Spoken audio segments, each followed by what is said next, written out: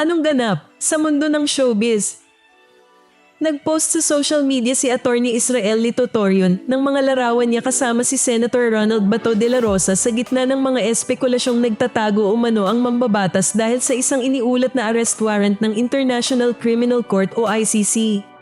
Ito ay kasunod ng pahayag ni Ombudsman Jesus Crispin Boyeng Remulla na may kopya raw siya ng naturang warrant, bagay na hindi pa kinukumpirma ng iba pang ahensya ng gobyerno. Matatanda ang matagal ng absent si De La Rosa sa mga sesyon ng Senado. Ngunit ayon sa kanyang kampo ay hindi siya nagtatago at maaaring magpakita kapag malinaw na ang hakbang ng pamahalaan hinggil sa ICC.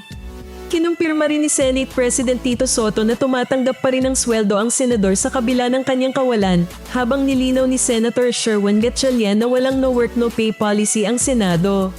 Sa kabila ng naunang pahayag ni Torion na wala siyang direktang komunikasyon kay De La Rosa, ang paglabas ng mga bagong larawan at mensahe niyang hinahanting ka pa rin ang lalo pang nagpaigting sa usap-usapan tungkol sa tunay na kalagayan at kinaroroonan ng senador.